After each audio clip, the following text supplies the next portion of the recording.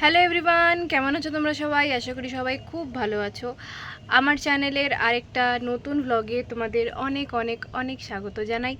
Thumbnail দেখে তোমরা বুঝতেই পেরে গেছো যে কি ট্রিপ হতে চলেছে, মানে আমাদের আরেকটা ট্রিপ হতে চলেছে। তো ট্রিপটা তোমাদের সাথে প্রথম থেকে শেষ অবধি অবশ্যই তো শেয়ার করব। তো এখান থেকে শুরু হচ্ছে ভিডিও। তার আগে আমার বাড়িতে, আমি এখন রয়েছি আমার বাড়ির ছাদে। তোমরা জাস্ট দেখো কি সুন্দর লাগছে। একটু আগে বৃষ্টি হয়ে গেল, আমি জানি না আবার হয়তো বৃষ্টি নামতেও পারে, কারণ মেঘলা ওয়েদার রয়েছে। তো আগে আকাশটা দেখো কি ভাল লাগছে।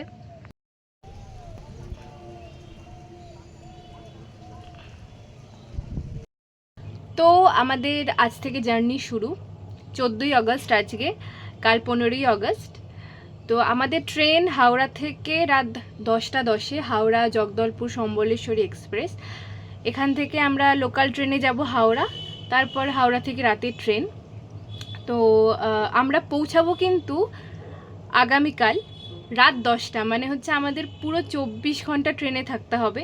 আজ রাত 10টা 10-এ হাওড়া থেকে ট্রেনে উঠব, কালকে রাত 10টা 10-15 এরকম সামথিং একটা সময় তো জগদলপুর পৌঁছাবো।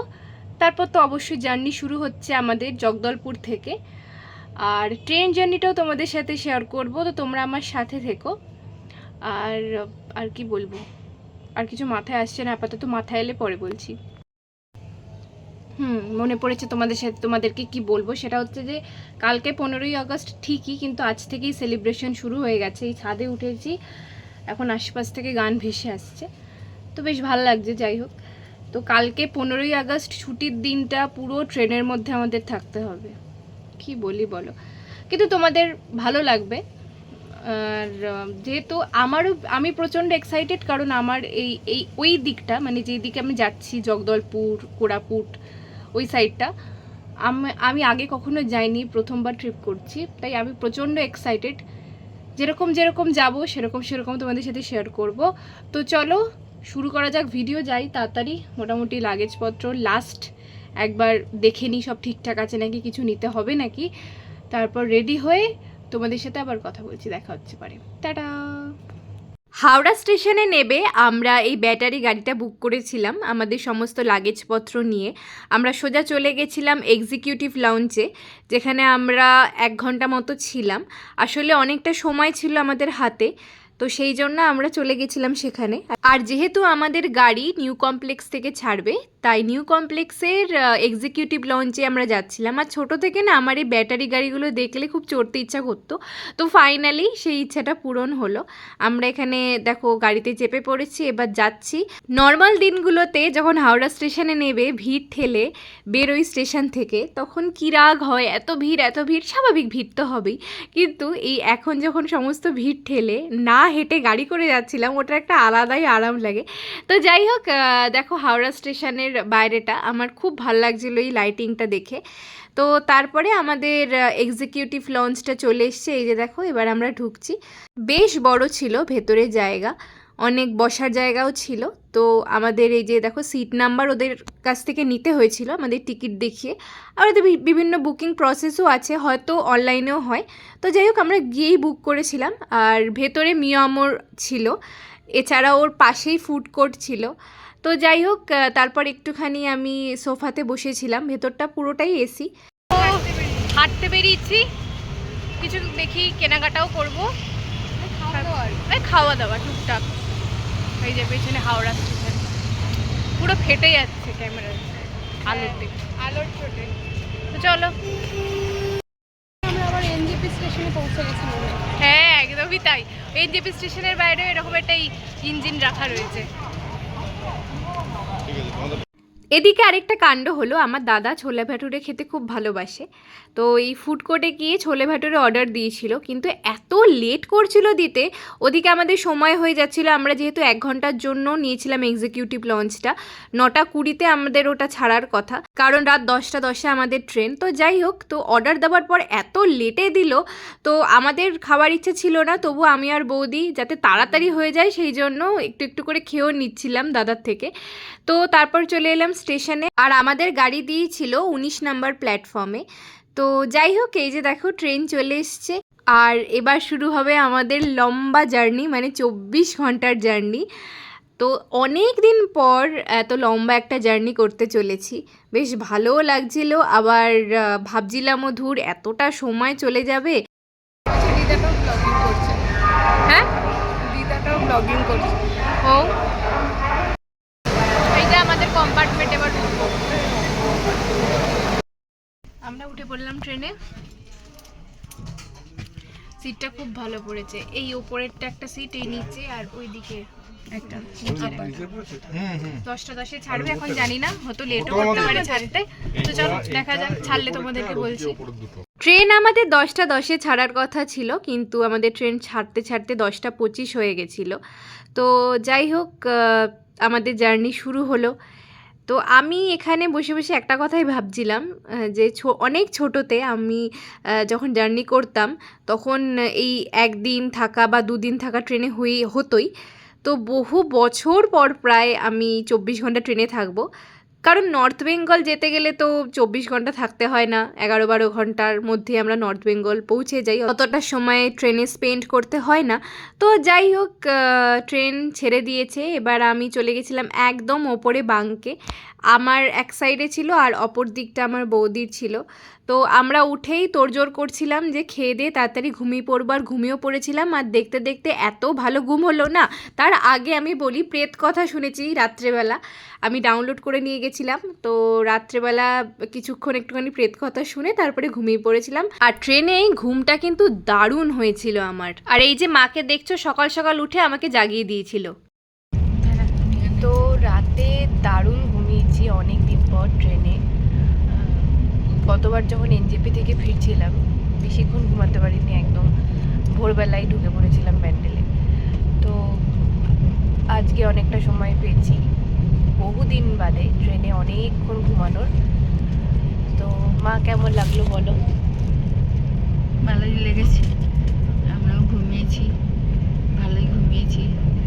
ট্রেনটা তবে লেটে যাচ্ছে, কখন পৌঁছাবো তো জানি না, বলতে পারছি না। পৌঁছাতে অনেকটাই দেরি হবে, অনেকটাই দেরি হবে, অনেক দেরি হয়ে যাবে পৌঁছাতে। গতকালের ট্রেনটা যেটা জগদলপুরে ঢুকেছে, ওটা দেখলাম রাত 12টা 15 ঢুকেছে ওরকম সময়।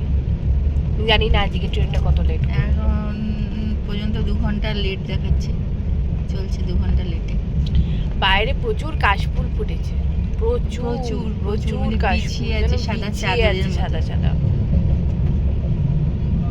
চলো তোমাদের কাশফুল দেখাই, চলো। অন্যবার কি হয়, আমার বাড়ির কাছে দেবানন্দপুরে প্রচুর কাশফুল ফোটে, আর সেটা দেখেই আমাদের মন খুশিতে ভরে যায় যে পুজো আসছে। কিন্তু এইবারটা একটু অন্যরকম কাটলো। এবার ট্রেন থেকে প্রথমবার আমি এই বছরের কাশফুল দেখলাম, এত ভালো লাগছিল। তার ওপরে দিনটা ছিল 15ই আগস্ট। বাড়িতে থাকলে অবশ্যই ছাদে পতাকা উত্তোলন হয়, কিন্তু এইবারটা পতাকা সাথে করে নিয়ে চলছি। আর এই যে দেখো, একটু পতাকা নিয়ে ভিডিও করে নিয়েছিলাম, তারপরে ওই বাঙ্কের ওপরে একটা সাইডে আমার দাদা পতাকাটা আটকে দিয়েছিল। আচ্ছা, তোমাদের কার কার এই সিটটা ভালো লাগে বলো তো, মানে সাইড আপার আর সাইড লোয়ার? আমার না সাইড লোয়ারটা খুব ভাল লাগে। এই যে দেখো, জানলার পাশ দিয়ে কি সুন্দর দেখতে দেখতে চলেছি। আর তারপরে এই কেকগুলো খেয়ে নিয়েছিলাম, এটা মিয়ামোর থেকে আমরা নিয়েছিলাম, এত ভালো ছিল। মিয়ামোরে এতবার গেছি, কিন্তু এই কেকগুলো কোনোদিনই কিনে খাইনি। তো তোমরা যারা মিয়ামোরে যাও, অবশ্যই এই কেকগুলো কিনে খেও, প্যাকেটে করে বিক্রি হয়। এরপর শুরু হলো আমাদের ট্রেন জার্নির মূল আকর্ষণ। বাইরেটা দেখে তো অপূর্ব লাগছিল, অপূর্ব, মানে আমরা বেশিরভাগ সময়টা হচ্ছে ওই দরজার ধারেই দাঁড়াতে দাঁড়াতে গেছি সিন দেখতে দেখতে। শুধু আমরা না, বাকি প্যাসেঞ্জার যারা যারা ছিল সবাই ভিডিও করছিল। আর হ্যাঁ, অবশ্যই স্টিক লাগিয়েই আমরা ভিডিওগুলো করেছি, তবে পুরো ভিডিও আমি দিতে পারলাম না, কারণ অনেকটা লং হয়ে যাবে এই ভিডিওটা। আমি পরে আরেকটা ভিডিওতে এই ট্রেন জার্নির যে মূল আকর্ষণ সেটাকে তোমাদের সামনে আনবো। তো আমার এক দাদা ভিডিও করেছে, ওর কাছ থেকেই আমি ভিডিওটা নেব। তো সিনিক বিউটি নেওয়ার জন্য আমরা কিন্তু এখানে বসে আছি। হ্যাঁ, দুদিকে দুটো দরজা খোলা রয়েছে, আর অসাধারণ ভিউ, তোমরা তো দেখলেই। আরও অনেক ভালো ভালো ভালো ভালো ভিউজ আসবে। আমার দাদা তুলছে ভিউজগুলো, আমার 2 দাদা তুলছে, বৌদি তুলছে, ওদেরগুলোকে আমার ভিডিও অ্যাড করছি। জাস্ট অসাধারণ অসাধারণ অ্যান্ড অসাধারণ। এই যে দেখো ভিডিও তোলা হচ্ছে, এই ভিডিওগুলো একটা আলাদাভাবে আমার চ্যানেলে আমি পোস্ট করব পরে। তো ট্রেন এখন ঢুকছে রায়গোড়া, তো এখানে মোটামুটি 20 থেকে 25 মিনিট পর্যন্ত দাঁড়াবে। তো ভাবছি একটু স্টেশনে নামবো। আগে স্টেশনে 2 মিনিট দাঁড়িয়েছিল, 2 মিনিট না 5 মিনিট ছয়, তো তবু ভয় নামিনি। এখানে আধ ঘন্টা দাঁড়াবে, এখানে- 25 মিনিট মতন। হ্যাঁ ওই 25 মিনিট মতো দাঁড়াবে, তো ভাবলাম যে একটু স্টেশনে নামবো, তারপরে কিছু চিপস টিপস কিনবে, কারণ ট্রেনে কিছু উঠছে না সেরকম ভাবে। তো ট্রেন এখন দাঁড়িয়ে আছে রায়গোড়াতে। তো এই যে দেখতে পাচ্ছ আমাদের ট্রেন, এখানে মোটামুটি 25 মিনিট মতো দাঁড়াবে, তো সেই জন্য এখানে দাঁড়ালাম, আমরা সবাই এখানে নেমে দাঁড়ালাম। চিপস নেবো কিছু, আর অনেক ছবি তুলবো। সিনিক বিউটিটা দেখিয়ে দাও প্লিজ।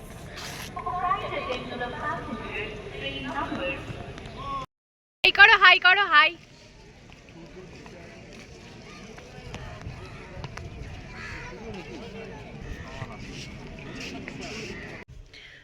ফোনে এক ফোঁটা টাওয়ার নেই, কিন্তু যেতে যেতে আমরা যা মজা করছি সেটা সত্যি দারুণ লাগছে। সত্যি মানে মনে হচ্ছে যে পুরো মানে ট্রিপ এটাকেই বলে, জাস্ট দারুণ মজা করছি সবাই মিলে। ট্রেন, হ্যাঁ এক্স্যাক্টলি, ট্রেন এখন উল্টো দিকে যাচ্ছে। দেখো এতক্ষণ এই দিকে যাচ্ছিল, এবার ওই দিকে যাচ্ছে। ইঞ্জিনটা এখানে চেঞ্জ হলো, তো রায়গড়া ছাড়লো এখন।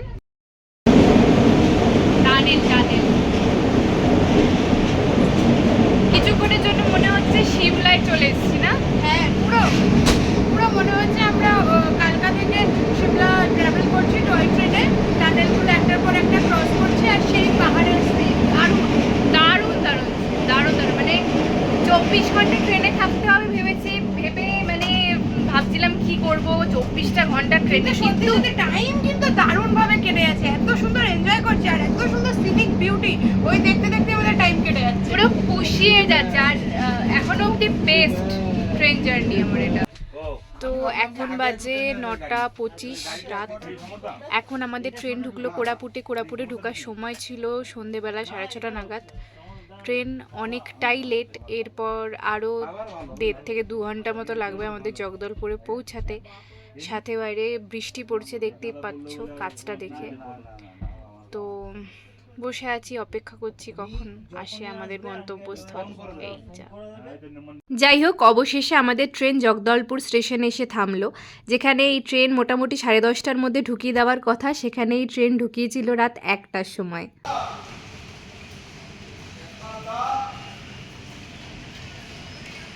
এক লাস্ট আমরা পৌঁছালাম, মনে হলো যেন একটা বিশাল বড় সংগ্রাম করে এসেছি। সত্যি 24 ঘন্টারও বেশি লাগলো।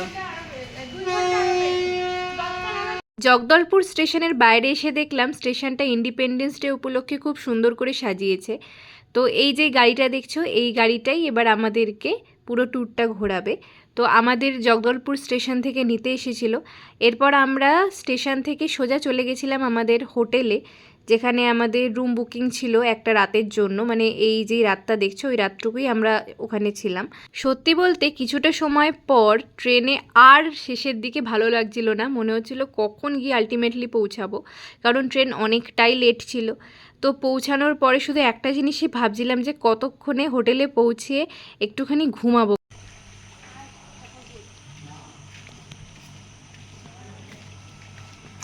এখন ঘড়িতে 1:15 বাজে। এই এসে পৌঁছালাম আমাদের ডেস্টিনেশন। আজকে রাতটা থাকবো এখানে, কালকে সকালবেলা আবার আমরা জার্নি স্টার্ট করব। একদম স্টেশন থেকে এটা অলমোস্ট বাই কার আর কি 7 মিনিটস। নামান হাইটস বলে এই হোটেলটাতে আমরা আজকে ডেস্টিনেশন আমাদের। চলো।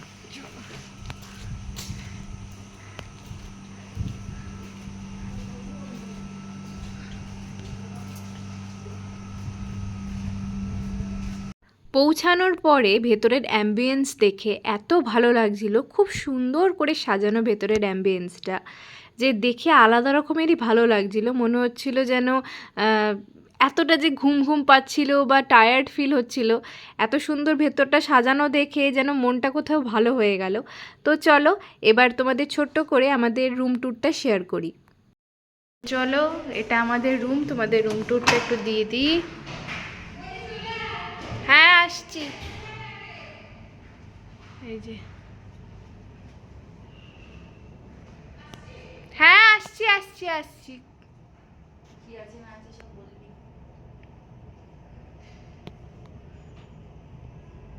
বেশ ভালো।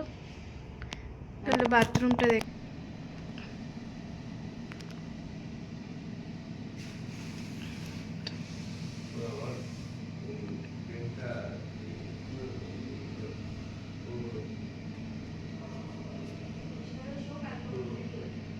দেখো, ট্রেনে থাকাকালীনই আমরা বুঝে গেছিলাম যে আমাদের জগদলপুর পৌঁছাতে পৌঁছাতে অনেকটা দেরি হবে।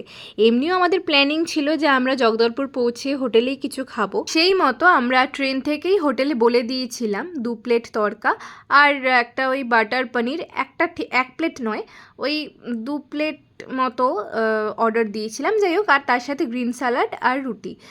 তো আমাদের পৌঁছাতে পৌঁছাতে এতটাই লেট হয়ে গেছিলো যে ওরাও ফোন করছিল যে কখন আসবেন, কারণ মোটামুটি আমাদের এই যে দেখো ডিনার করছি, এই ডিনার করেইছি প্রায় ধরে নাও 1:30 থেকে 1:45 বেজে গেছিলো। তারপরে তো ঘুমানো, আর এত খিদেও পেয়ে গেছিলো না, সত্যি বলতে ট্রেনে কিছু খেতে ইচ্ছা করে না, কারণ খাবার দাবার তোমরা জানোই ট্রেনের কি সিচুয়েশান। যাই হোক, আর কিছু বললাম না। তো এই যে খাওয়া দাওয়ার পরে ফ্রেশ হয়ে নিয়েছিলাম, আর সত্যি বলতে পৌঁছে আগে ফ্রেশ না হয়ে খেয়েই নিয়েছিলাম, কারণ মারাত্মক খিদে পেয়েছিল। তো তারপর ফ্রেশ হয়ে নিয়ে দেখো কথাও বলতে পারছি না, এতটা টায়ার্ড। তো নেক্সট ডে জগদলপুর থেকে আমাদের জার্নি কিন্তু শুরু হয়। ভিডিও খুব তাড়াতাড়ি আসছে। আজকের মতো এইটুকু। সবাই খুব ভালো থেকো, টাটা।